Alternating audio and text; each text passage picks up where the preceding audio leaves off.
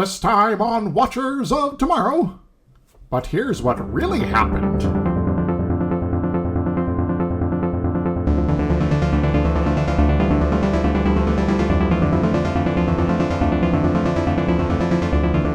Hello, welcome to Watchers of Tomorrow, the sci-fi review and critique show where we're going to lay small breadcrumbs of plot in front of you and let you figure out what happened. Yummy. My name is Gepwin, and I'm joined as always by my friend and co-host, Dr. Isix. Hi. And this week, we get to hear the word clue and mystery more times than I think I ever have before in any television show. They just keep repeating the same word over and over again, and so maybe the episode's just about the word that they're obsessed about. Yeah, so the episode is called Clues, and every other line is, this seems like a clue. Look at the clues. We have this many clues. This is a mystery. This is a minor mystery. I have another mysterious mystery. We like to figure out mysteries and clues. We'll look for clues to solve mysteries. Yep. So this is a mysterious clue episode. So we get it. You're going to stab Tim Curry with a knife or something. No. It was the cook who was stabbed with a knife. Yeah, I need to get around to actually watching that movie. It's wonderful. Tim Curry, he does get bonked with a candlestick. Spoilers, but, Well, someone was going to get bonked with a candlestick. Yes. It just happens. Yes. I want them to remake it. They need to remake Clue now with the same sort of campy tone, but with all the new characters, so that you can have the hot lesbian, cook Miss White. I do kind of wonder how they would, switch up some things.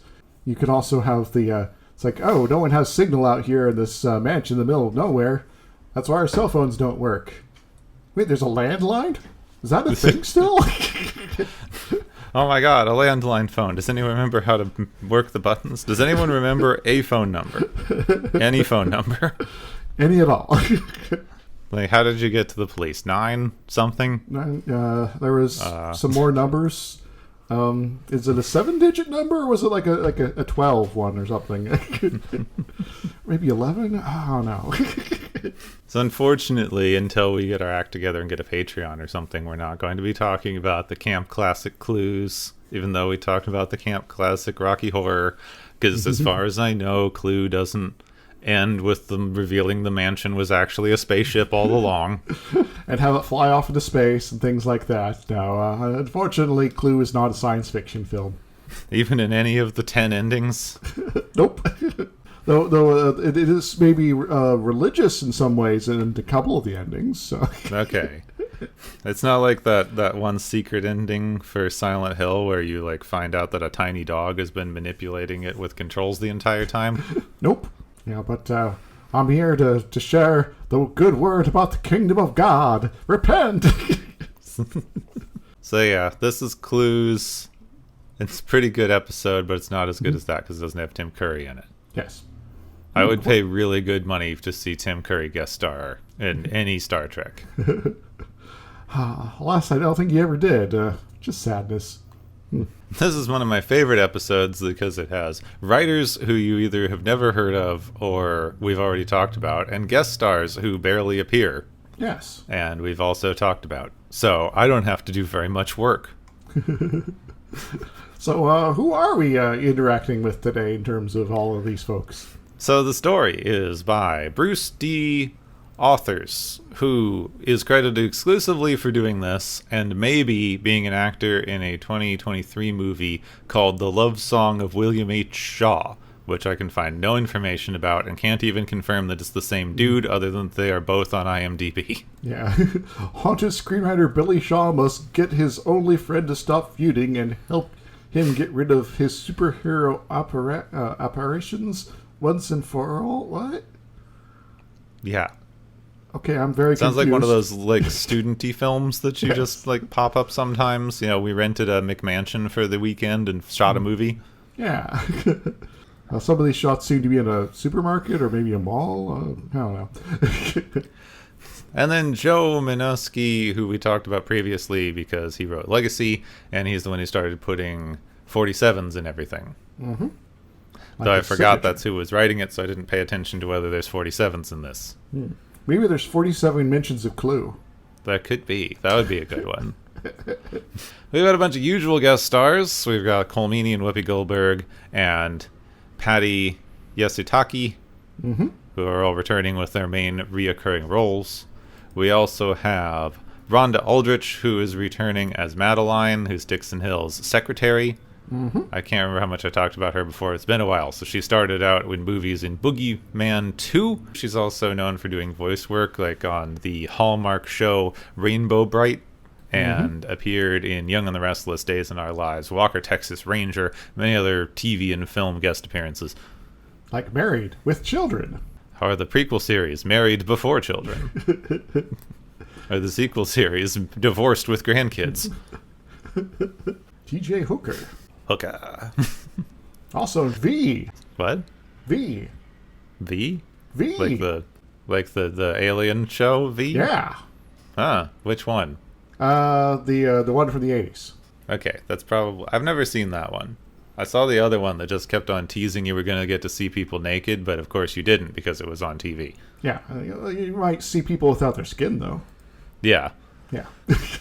As far as I can tell from the V reboot, the show is exclusively about hiring hot actors to hang around like naked, sort of teasingly in the background so that you continue watching the show because there's hot, sort of naked people. I don't remember it having any other themes. Yeah. There were hot, sort of naked people. Were they in cryogenic storage? No, they were taking like goo baths because they're aliens. Got it. Then we have Pamela Winslow, who I never mentioned once in the entire synopsis, but I write the guest star stuff before I write the synopsis, so she's here. Yep. It's a background ensign, effectively. She's playing Ensign McKnight. She's not a background ensign, she's a foreground ensign. Yes. She's the one who gets to sit in the chairs up front. She did a lot of stage acting before getting into TV. She was the original Rapunzel in Into the Woods. Also appeared in a lot of guest stars that Came from Outer Space, which is a show about two alien teenagers picking up women in California. So Earth Girls are easy, but teens. Yes. Okay. And I'm imagining less fuzzy. Yes. No one called ahead. And probably 100% less Jeff Goldblum. Alas. Which is the only reason to ever watch Earth Girls Are Easy. That is correct. He is always a delight in anything he's in. That man can save a bad movie just by being there. I appreciate also the various jokes when it was his costume was revealed for Thor Ragnarok there, and people are like, "What do you mean? He's not in a costume. That's just everyday wear." Hey, somebody posted a story the other day. They said they were out wandering around and they saw a guy who looked like Jeff Goldblum, and they ran up and said, "Hey, you look just like Jeff Goldblum." And the guy says, "Oh, really? Who's that?" And he pulls up a picture of Jeff Goldblum on his phone and shows it to the guy, and the guy goes, "Oh, that's a very handsome man. Thank you. That's a really great compliment," and then wanders away. And then the person's friend comes up and says, "I think you were talking to Jeff Goldblum." Wait, really? So, Jeff Goldblum, Tim Curry, we'll go back to the 80s and put them in a Star Trek episode. How about that? Yes, that would be great, because those are people who aren't in this episode. Though we could do The Fly. Sure. Or arguably Jurassic Park. At the same time? Yes, the fly that got into the amber and was useless for cloning dinosaurs, because why does a fly have dinosaur DNA? And somehow there's a teleporter, and Jeff Goldblum and Tim Curry become one person. Yeah, and also part T-Rex. Yes. Because the T-Rex accidentally got into the transporter. Yeah, and that's the real plot of Jimmy and the Clonosaurus. Yeah. I got to see Tammy and the T-Rex in the theater like a few months ago. How was that? That was great. Anyone who can find Tammy and the T-Rex, like the uncensored director's cut version, should definitely see it. Do it. It is a movie where someone got access to an animatronic dinosaur for like 3 weeks and said, "I can make a movie out of this." And therefore, movie. There's not one I've seen, though. It's very good. You would enjoy it. I'll add it to the list. That's also sci-fi, arguably. There's brain swapping. The man who changed his mind? I could make us watch Tammy and the T-Rex. So, stories. There are stories. Yes. Supposedly. But clues. Mostly clues. Less stories, more so clues. A series of events and things that they discover. A series of unfortunate events that makes them discover more unfortunate events. But fortunately, we figure it out. And then we don't. Spoilers. So Guinan walks into the office of Dixon Hill in a very nice hat and dress. And Madeline is an obstacle because Dixon doesn't want to be disturbed, and she's a computer program. Yeah.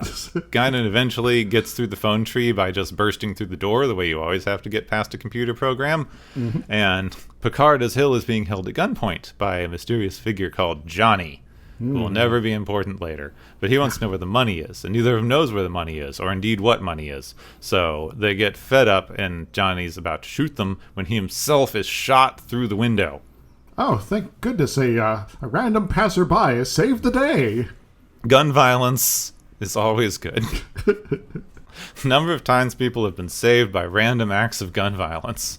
So, thankfully, Guinan and Picard have not been hit by these magical bullets, but it's also the holodeck, so, safeties. I probably shouldn't be making that joke today. And whenever this comes out, I'm sure there will be a gun violent thing that you can think of that will fill that role.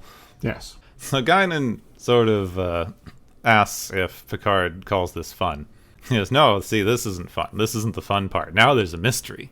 Mm-hmm. Like, who was this guy, and why was he killed, and where's the money? So, we got to start collecting some clues. And that's the rest of the episode, right? Yes, that's the entire thing. It's a Dixon Hill story. It's like Man Bashir. Except less weird transporter accidents going on, right? Yeah, there could have been, though. Before they get started, the phone rings, and Data's patching through into the program because they found a habitable planet in an uninhabitable star system, and Picard agrees that that's worthy of investigation, so heads to the bridge. So we got a space thing to worry about here. So, Guinan, do you want to keep playing? No, I've had fun. I've had enough fun for one day, and I've fulfilled my contractual obligation to be in this episode. Goodbye. Goodbye forever now. Yeah, she's out for the rest of the episode, folks. So as they enter the star system, Worf and Data detect a faint wormhole, so they should proceed slowly to not get scooped up by the wormhole. Mm-hmm. They immediately get scooped up by a wormhole. Oh no! They're all knocked unconscious, which apparently is a very known side effect of wormholes at this time. Unlike the previous time they explored a wormhole, but Except Data, who just wakes them up. He reports that the wormhole knocked him out for about 30 seconds and threw them about a day's travel away from the star system and might have messed with the ship a bit, so maybe they should reset the ship's clock in case there was time nonsense. Good point, Mr. Data. Wait, did we go back in time? Like, is it now it's the 13th century but in space? They never know. Like, apparently wormholes can just do wacky time shit, and they mention it occasionally, and then it never really comes up again. Yeah.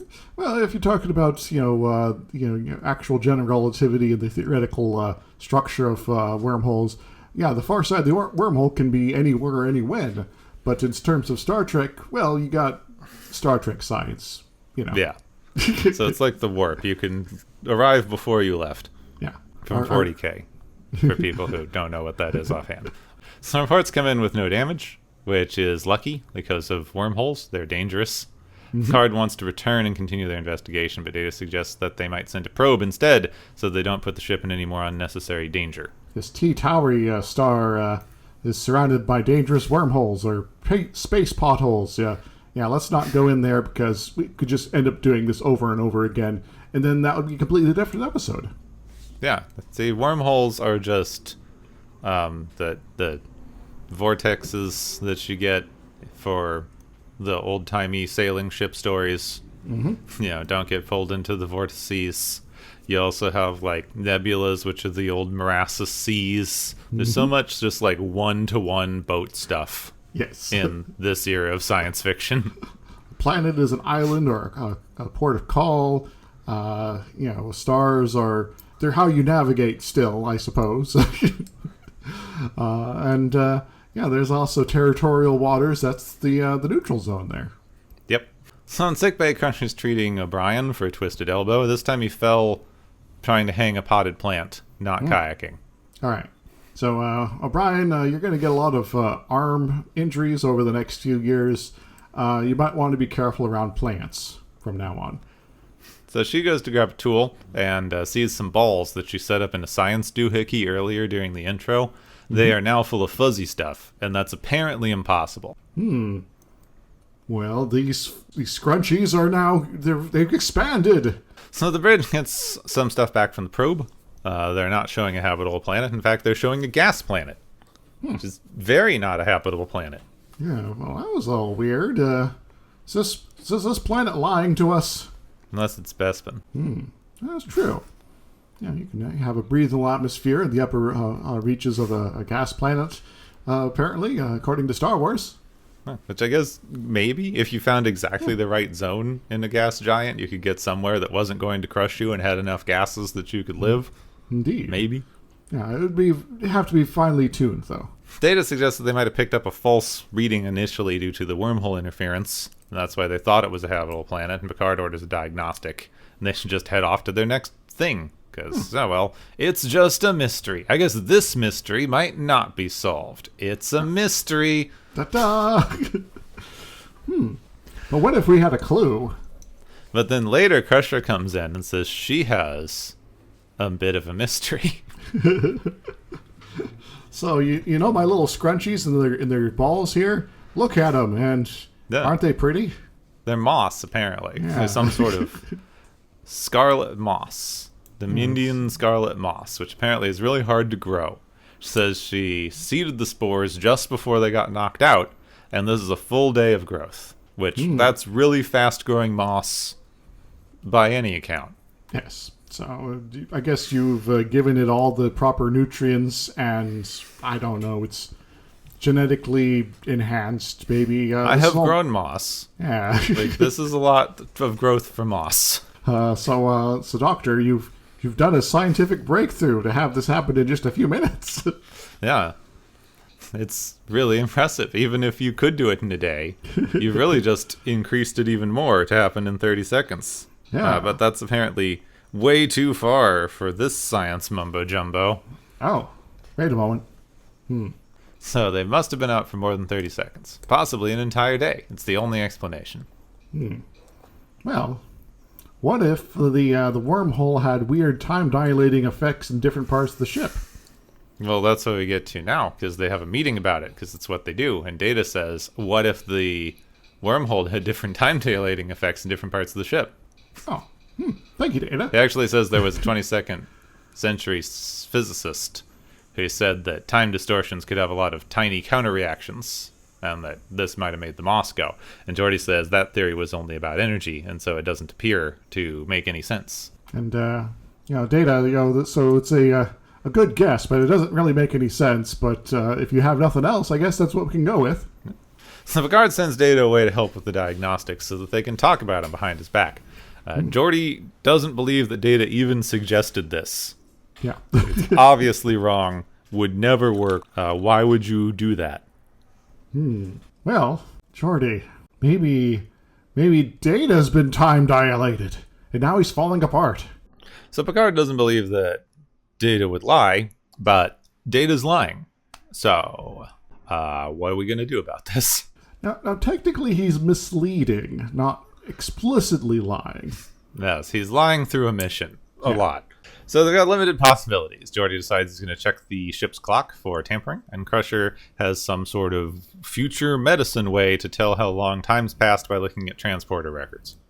Suppose that's reasonable. I think there was also something about like a warp field trace that, does that only affect Data or something like that? No, they didn't. I don't remember, and they didn't do anything with it later, so it's not important. It wasn't in the dialogue I was reading. All right. Well, I was referencing a different episode. Oh, okay. Crusher tests the last person to use the transporter and finds that her internal metabolic clock is off by a period of about a day, which could only happen if they were out for more than 30 seconds. And Geordi finds that the ship's clock was tampered with in a way that only he and Data would have been able to do. Dun dun dun! It's like, I see what they're saying whenever they do this. They're like, there's only 2 people on the ship who could have done this. It's like, that's bad, actually. Yeah. What if some part of the ship breaks and you need one of these 2 people, but one or both of them are hurt? Like, you should probably have more than 2 people on the ship who are capable of doing high-level repairs. Though maybe it's one of those things where you can repair it, but, to tamper with it, that's just impossible. I doubt it. Like, this is Star Trek. Teenagers can do this shit when they need them to for plot relevancy. Wesley would have been able to do it, but he left. Yes. So I guess that narrows it down to Data, who's always trustworthy, and Geordi. Yeah. I mean, of the 2 of them, Geordi's the one who can lie. Yeah. And Geordi did say that Data was full of crap, so maybe Geordi's the one who's behind all this. It is kind of interesting they never even consider it, but Data is acting weird. Yes. The humans have vibes. Data refuses to give any explanation for this, but he does consent to Geordi checking on him to make sure he's in full working order. Even Geordi's getting concerned that Data might be lying to them, but he's stonewalling everything at every turn. Well, if Data was a little more flexible in certain ways, he'd be able to pull a fast one on us pretty easily, given everything going on here. Yeah, but it'd be like the Vulcans never lie thing. Mm-hmm. It's like, they don't like to lie, but they can. Geordi returns with Data's clean bill of health. So Picard has him check up on the probe that Data sent to see if it was tampered with too, since everything started when they saw that danged planet. Mm-hmm. He also tells everyone to think of anything out of the ordinary because something must have happened if they're missing an entire day's worth of time. Yes. Wait. At the beginning, before the Dixon Hill stuff, we were going through and everyone is having their various leisure activities sort of, in various clips there. What if one of these leisure activities is messing with the ship and everybody on board? Yeah, my leisure activity is screwing with the time-space continuum. Were we not supposed to do that? So obviously, Worf's Monkba class got really out of hand. Yep. If you do Klingon Tai Chi too hard, you mess with the time-space continuum. That's why the Klingons are such amazing warriors. Well, they, from Discovery, we do discover that they have a time crystal planet. So that's true. That was stupid. Yeah, so they obviously got experience with this sort of thing. That was really stupid. Yeah. I think it's just there to explain why the hell they suddenly had Klingon time crystals to explain the end of Voyager. Yeah. One of the Discworld novels has a whole group of time monks that do time martial arts called Deja Vu. Awesome.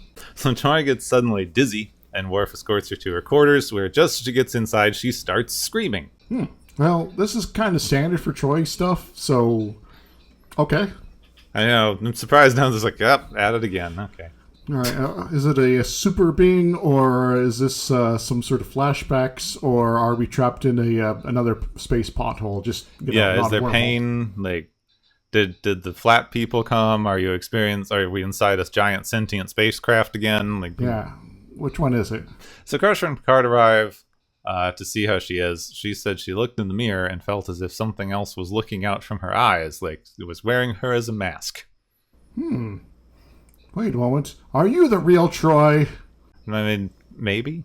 Okay. We also don't go into that very much. Okay. So Troy's having a bad time. This is setting up something later, but they also break something later that they don't address. Don't worry about it. Geordi finds something, though, and calls the captain down so that they can confront Data with the planet that he scanned from the probe. Yeah, that's the planet I scanned from the probe. But no, it's not. Haha, we caught you. It's a different planet from the computer library. You programmed the probe to show it to us. Huh. Well, that's weird. Are you sure, Captain? Because if you're lying to me, that's unfair. Then Picard tells Geordi to send another probe so that they can get to the bottom of this. Picard is an incredibly frustrating interrogation with Data. Data does not answer any questions. He says he's not doing any of this by choice, but can't elaborate. He says that he would choose the safety of the crew over the safety of any individual on the ship, but not because it's any relevance to the situation at hand. It's just something I would do. This is actually a fantastic scene. Having them, have this sort of interrogation thing going on where Data's doing his best not to lie, but has to also mislead the captain here. Yeah, And he's being very... They write it so exact. I think it was in an earlier one, but Picard at one point has... Are you being controlled by a alien force that you wouldn't be aware of? I can't answer that. It's like, well, you could be controlled and then you would be able to lie about it, or you're not being controlled and, well, you just like, well, I have no idea if I would be. Well, like, if it's controlled. an alien force, if you're being controlled by a force that you're not aware of, no, you can't answer that. Yeah, that's just kind of a obvious thing here. Moving on. Data's threatened with the possibility of a court-martial and probably be broken down to see what the heck went wrong, because all that android rights stuff, I guess, doesn't matter. I guess it only matters if you're still in Starfleet. Yeah, the minute you do something wrong, no rights for you. Good job, Federation. Yeah, Yeah, the Federation is kind of dark sometimes. So in sickbay, Worf is just sort of milling around. Yeah. And he almost leaves before Crusher forces him to tell her what's wrong. And he would never, ever have said anything, and wouldn't have bothered anyone with this, of course, because it's nothing. But the captain said to report anything weird, my wrist hurts. Well, you were doing the Klingon Tai Chi stuff there. Did you overextend yourself or something? Well, they go and tell Picard that Worf's wrist was broken, and then treated, probably during the missing day, which means that they were all awake and doing stuff. Interesting. In which case, then Data erased our memories for some reason, right? Then the probe that Geordi sent arrives at the planet, and they get a look at the same Class N planet that they had before. And there's no sign of a wormhole, so Data did erase their memories for some reason. So, Data, what do you have to say for yourself now? Well, he's still hanging out in his quarters right now. Nothing yet, and it's continually nothing, because he's very good at not telling people things. Yes. Picard thinks the wormhole was just there to throw them off track, because look at the clues! All right, so there's someone's trying to hide something. It involves this planet and Data and us missing a day of time here. Obviously, we're abducted by aliens. Yeah, he jumps to some wild conclusions in this. It's like, so Worf's arm was broken, which suggests we might have been fighting somebody.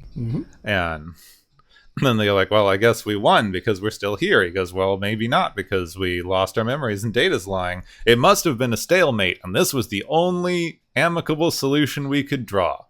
It's like, I'm not entirely sure how you connected those dots, Picard.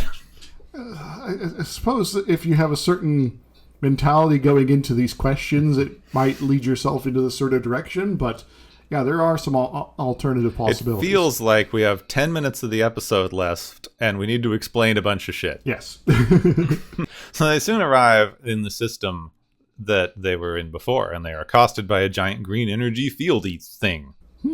It sends a little ball that hits the shields and does nothing, but apparently it also wakes up Troi. Oh, well, at least she has her alarm going off here. Wait a moment. Yeah, her alarm is a weird green light. Also, maybe we shouldn't have weird glowing things attack Troi while she's in bed. Again. Yeah, this turned out badly last time. Yeah, really, really awkwardly and terribly.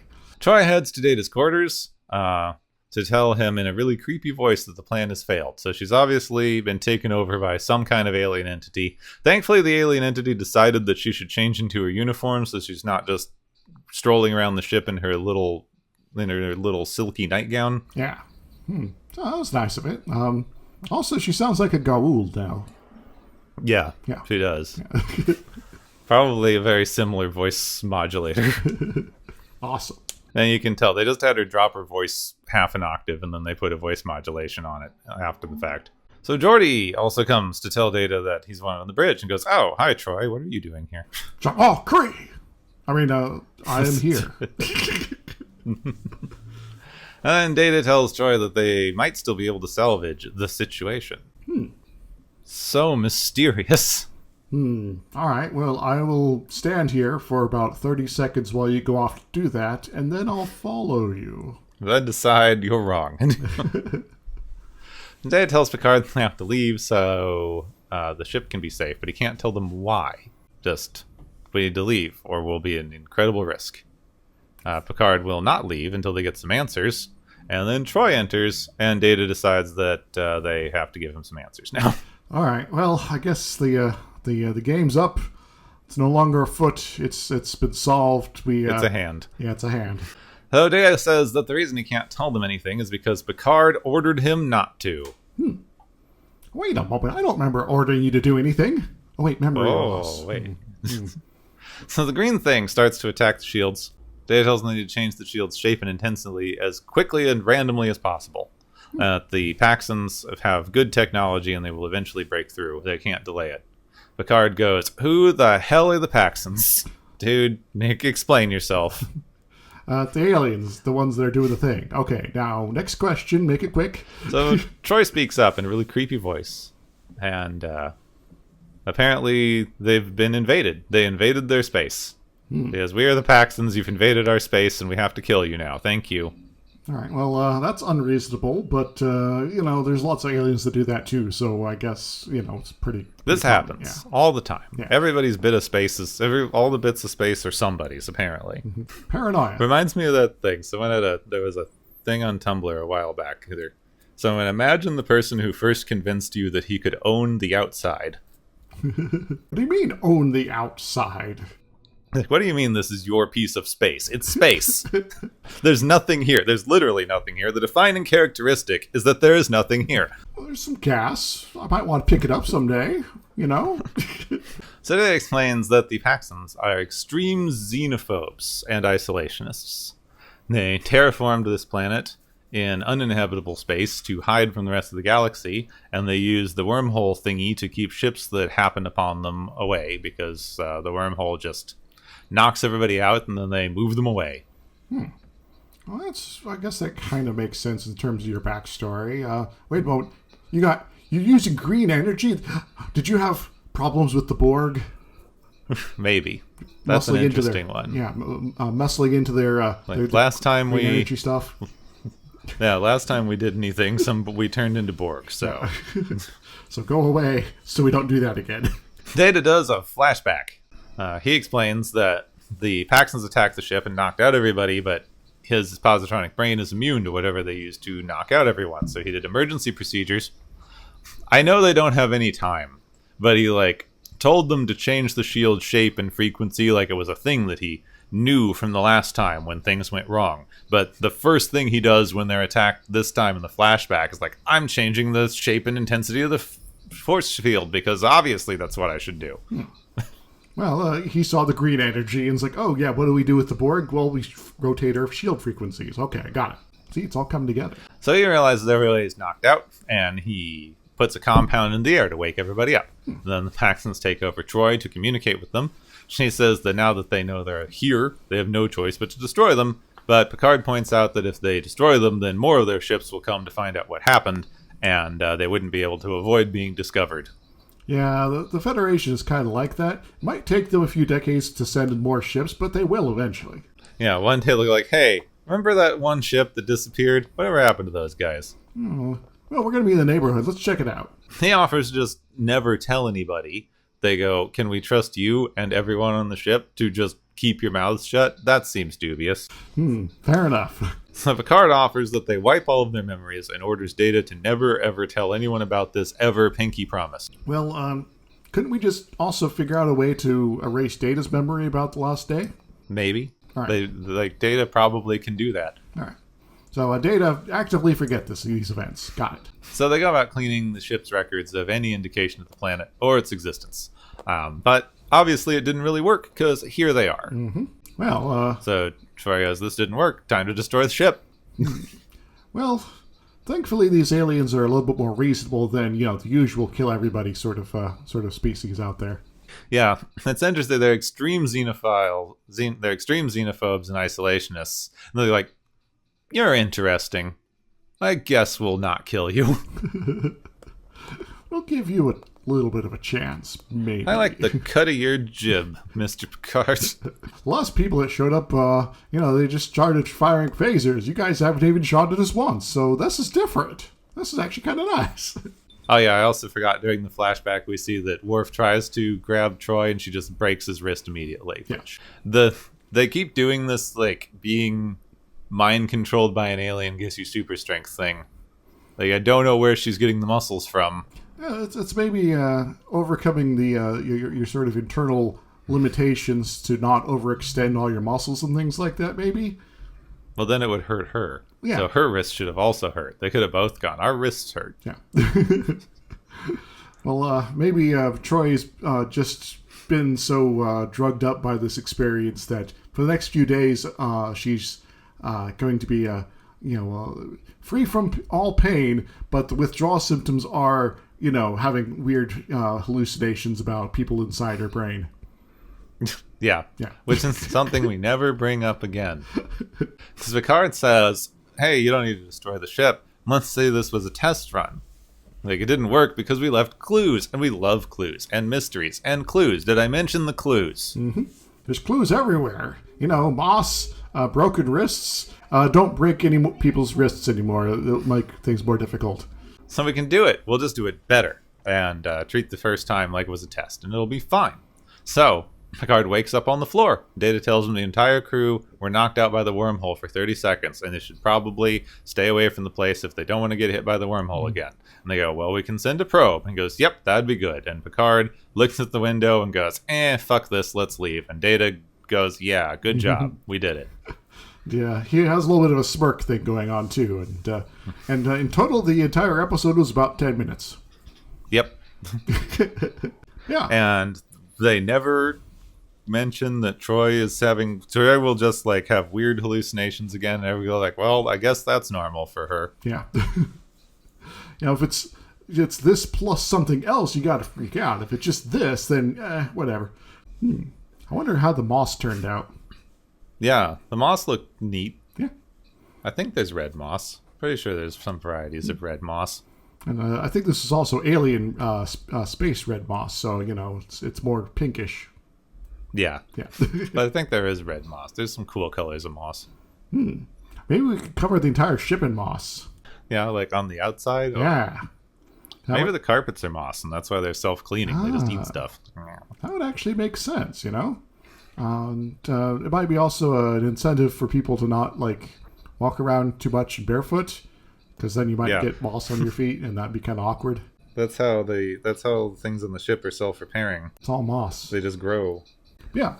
I know we've mentioned this kind of thing before, but I do love the comparison in these episodes with the original series when they had so many things where it's like, well, the captain is very clearly in a murderous rage for no reason. Guess it's just Captain Murderous Rage Tuesday. Yep. Nothing to see here. No. And then you have several of these episodes like one of the characters is acting very slightly off. Let's investigate this. Yes. So it's definitely a good course correction in terms of Star Trek here, that you can establish characters very well, and then when things start getting a little weird and they start acting weird, oh yeah, this is something that both the people in the show as well as the audience can pick up on, and thus it's like, oh yeah, there is something going on here. You have my attention. Also, insert rant about 10 episode seasons in more recent Star Trek being a detriment because you can't establish characters well.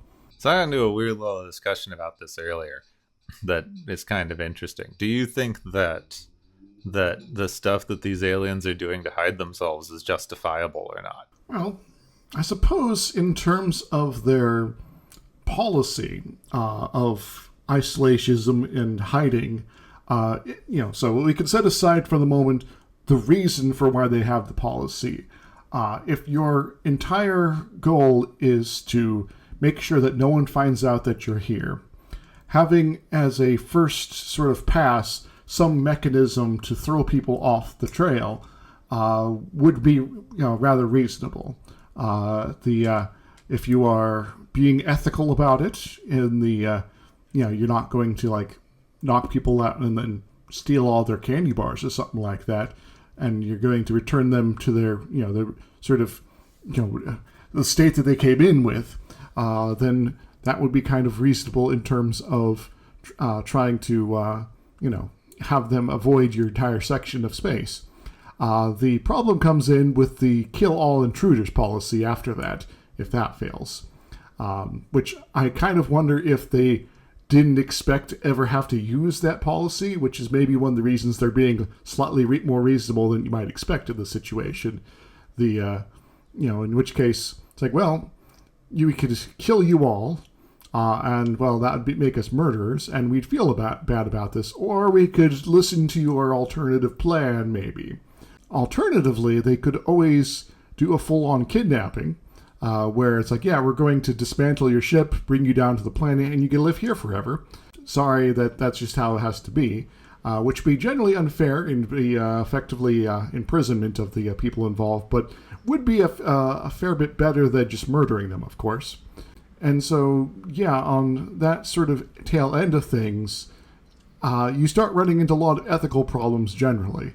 The alternative thing is to just let them go then, and hope for the best. That you give us your word that you're not going to reveal our secret, and we are going to have to trust you that you don't report it to anybody, and that no one of your 1,000+ crew plus families is going to say anything to anybody, which to a certain degree you could also have the command crew try to mislead things. Like, oh yeah, there was a planet, but yeah, there was some space weirdness, and yeah, it was actually completely uninhabitable, and in fact this entire region of space is dangerous, so let's avoid it from here on out. In which case you reduce the number of people that are going to be involved in your scheme there, which the aliens might be more willing to take on in terms of risk. Which you can also have a thing where it's like, well, we need to have only so many people that we can actually trust leaving here on this endeavor here. Data is obviously okay for them, given what we've seen in the episode. The next question is, who else might be trustworthy enough in terms of people that were on the bridge or had access to the sensors at the critical moments, which is kind of up in the air and could lead to lots of very complicated things. And maybe there was, a shakeup of the ship, and some people were kidnapped and their bodies replaced with duplicates to make it seem like, oh, whatever happened to us, it killed some people or something like that, which would also be effectively kidnapping people. So that would suck. So yeah, in terms of the what do you do afterwards, it's all sorts of snarly and terrible ethical options, or you trust people to do the right thing. And, well, I don't know the mentality of these aliens, but they seem to be wanting an out that is not kill everyone or kidnap everyone here, so, as well as not trust everyone. So I feel like they have a stated policy that is terrible, but they're trying to avoid it. But they're not being super obvious about it. But see, I feel like you don't get enough information to make a very good remark on exactly how justifiable things are. It's kind of at the end of the day, you're dealing with some version of self-defense. Like, they're hiding themselves for whatever reason. And they've decided that they can take some level of violent action in order to defend themselves. Mm-hmm. Like, I would argue that knocking people out is a somewhat violent action. Even in this, like, future thing where the knocking them out seems to be electronic and you don't have to do any long-term thingy to them, you're still, like, incapacitating a person. Yes. Without their prior consent. So there's a bit of an issue in there. And there is always the possibility that you knock someone out in a critical situation that is going to put people's lives at risk as well, which is also no good. So it's so there's a certain unfairness, but there's also further risks that are not being anticipated. And then when it didn't work, their options were, we're going to kill everyone. Picard had to come up with a different option. But even if that had been their other option, we're going to erase all of your memories or kill you, then you don't really get much of a choice there. Yes. And I guess it depends on whether you consider memory erasing to be a particularly violent action or not. Well, I do, but, we've already talked about my feelings on that. So I suppose if we are going by the Federation playbook that you are now inside their, I guess, quote, sovereign space here, you have to comply with their laws to a certain degree, even if those laws... you have to respect their culture. Yeah, even if those laws and, rules are really ridiculous here. You know, there is a certain level of try to avoid getting yourself killed, but even then, where that boundary falls is a little ambiguous at times, and depending on the plot, sometimes just kind of in a weird, kind of awful place, so, you know. Which I do think is really interesting in this episode especially, because they get to such a quick agreement on this. I understand that a large part of it is because we spent a decent amount of the episode with this like slow build up of what the hell is going on that we needed to have. Yeah. But it does kind of wind up with a situation where you just get the aliens coming in and going, it's not okay for you to know about us and we're going to kill you. And they just go like, oh, well, of course, we agree. It's not okay for anyone to know about you. How can we facilitate this for you in a manner that will work out for everyone? There is a certain level of they're kind of under threat, under siege situation going on here that obviously these aliens are going to overpower them at some point, and well, they could just flick their wrist and suddenly you're exploding here. So let's try a fast talk maneuver in order to avoid that. Also, Picard is genre savvy enough that's like, yeah, aliens like this tend to like try to murder first, ask questions later. So I think it's interesting because I can't think of another instance that I've really seen where they go like, well, okay, of course you're going to need to erase all of our memories. Let's help you with that. This is the good resolution to this issue.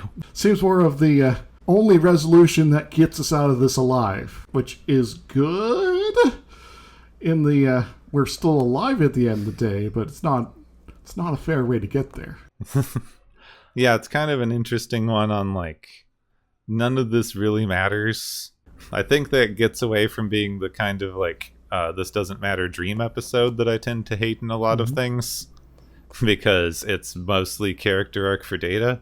You know, maybe at the back of their minds they'll have a feeling like, oh yeah, we solved more mysteries than we actually solved. We're pretty smart. So that would be really interesting if they had that terrible plot point where they had to go through all of Data's memories to get him back in Picard. They found these like guys. They didn't just randomly say, what the hell is this? What's a Paxson? Huh, never heard of these guys. What's up Guess with we that? should worry about that later, because we're doing other things, maybe with the Borg or something now. Yeah, and also there's all those other androids that have some part of Data's memories, so they should, know about the Paxtons as well. So in short, the secret's gotten out here. Yeah, the secret is going to be spread around pretty unavoidably. Which maybe comes down to then, why are they hiding? Is it just paranoia? Are they running from something or someone? Are they attempting to avoid contact because they have some sort of technology that others would covet and would try to take from them one way or the other? Or some other thing that puts themselves or the greater galaxy in danger? We don't know. Yeah, the only thing we ever get is they're xenophobes. Yeah.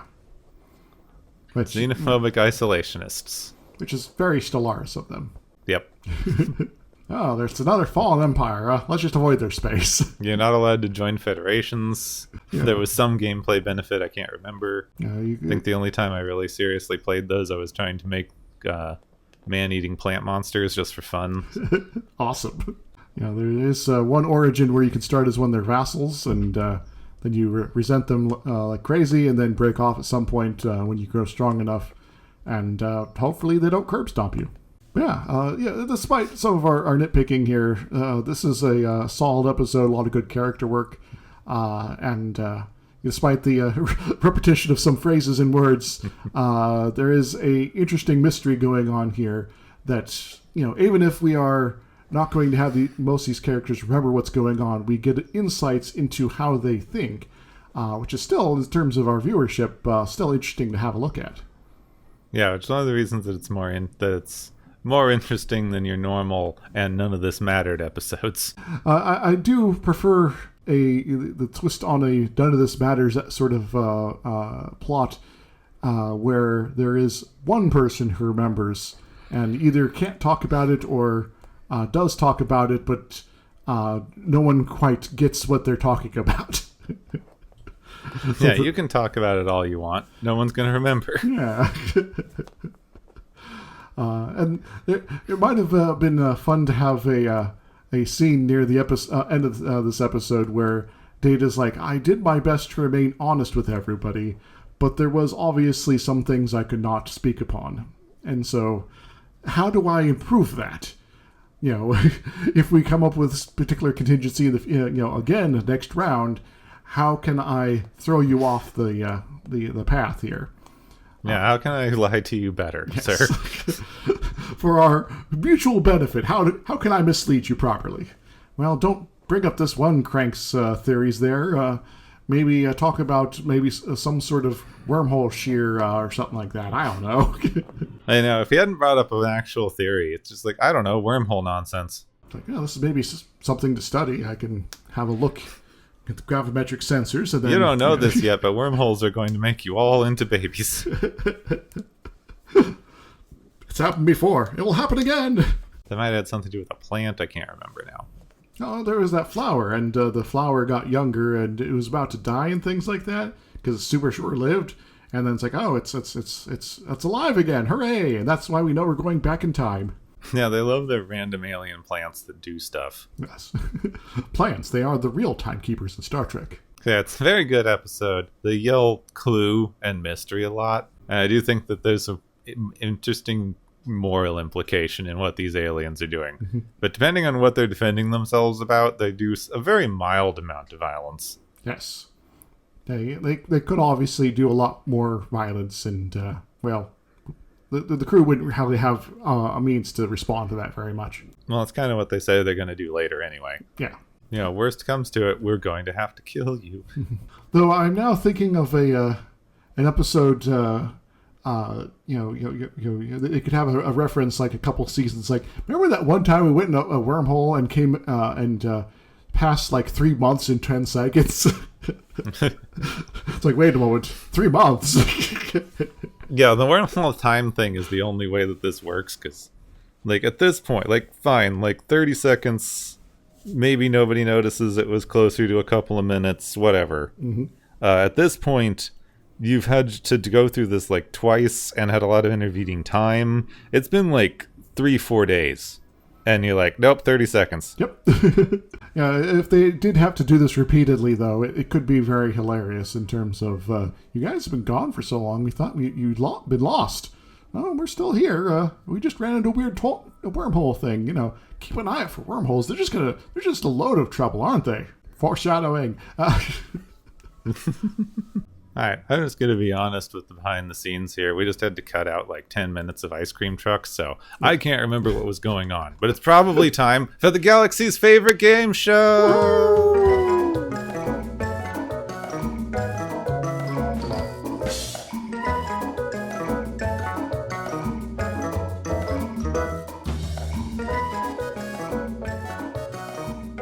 Hey everybody, welcome to the galaxy's favorite game show.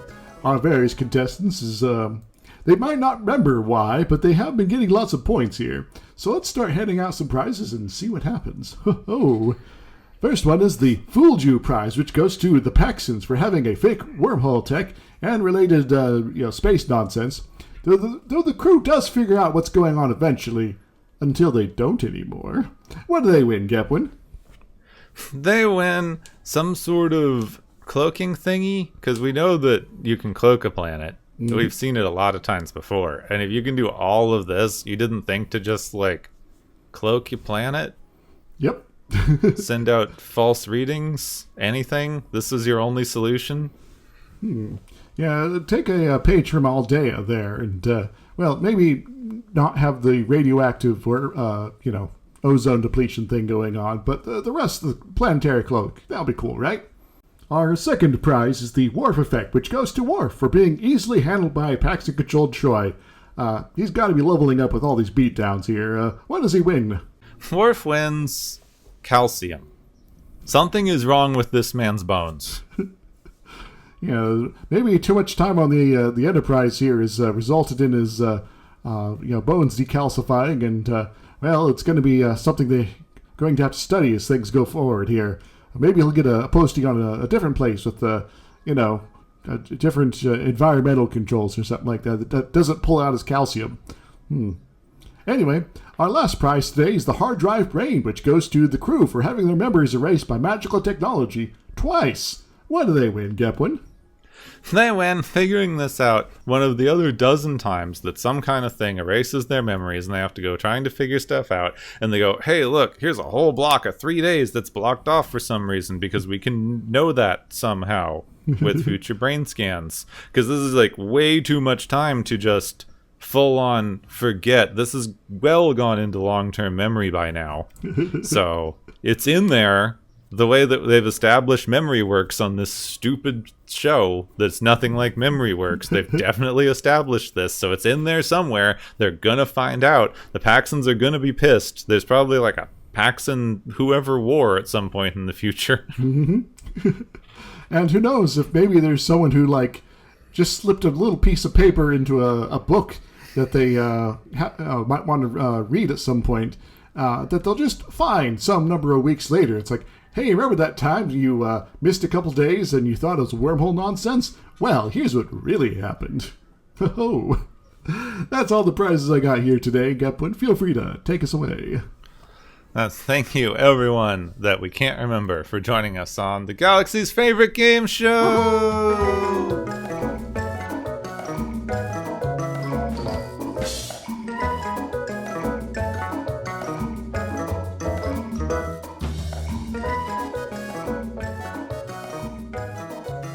So this episode was the first time we actually got to meet Ogawa. Oh, yeah. Because the previous time... I forgot she hadn't been hanging out much before. Yeah. Well, the previous time we'd seen her, it was a fake Ogawa. Because, it was on the weird space future holodeck thing.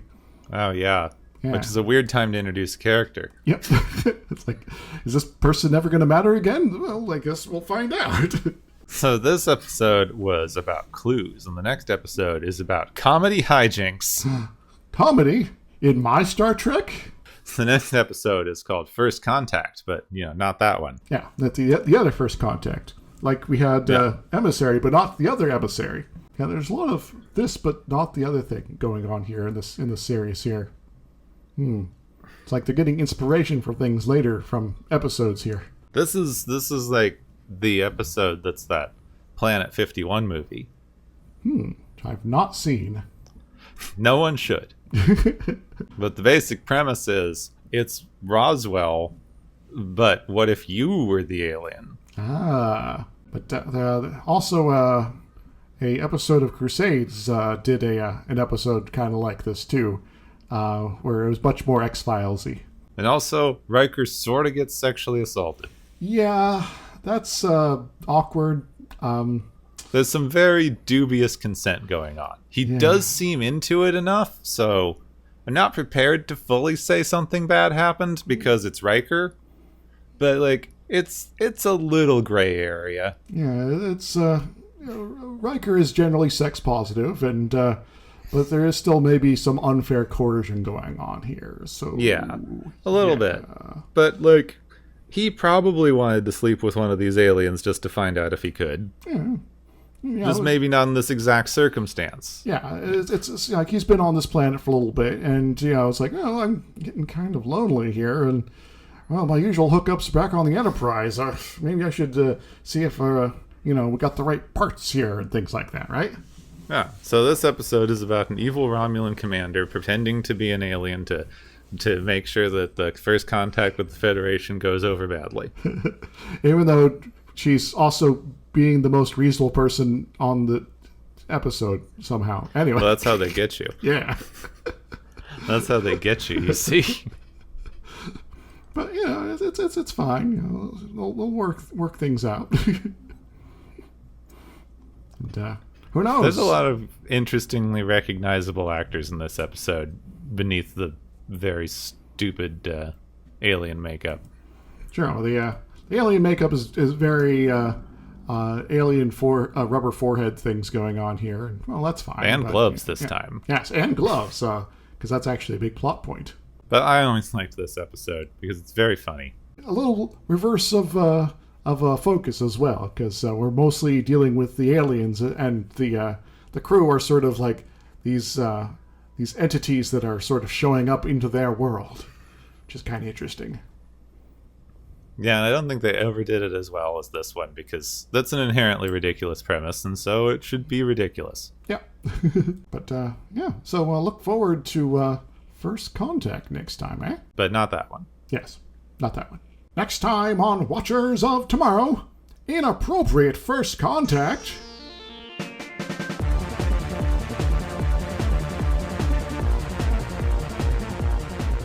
You have been listening to Watchers of Tomorrow, a podcast on science fiction media. Find and listen to Watchers of Tomorrow on Podbean, YouTube, Spotify, iTunes, Stitcher, Digital Podcasts, Pocket Casts, Google Play, and many more places where podcasts can be found. If you enjoyed our podcast, make sure to subscribe for more. And make sure to rate your experience or leave us a review. You may find Gepwin on YouTube as Gepwin and on Pillowfort. You may find Dr. Isix, on YouTube and Blue Sky. Music is Waveform and Mori's Principle, both by DRKRN, and Quirky Dog by Kevin MacLeod. Check out the Watchers of Tomorrow Discord channel. You may also find Watchers of Tomorrow on Tumblr. Make sure to share the experience of Watchers of Tomorrow with your friends, loved ones, enemies, alien overlords, and your doppelganger from the mirror dimension. Have a good day, and ahead, warp factor heckin' fast.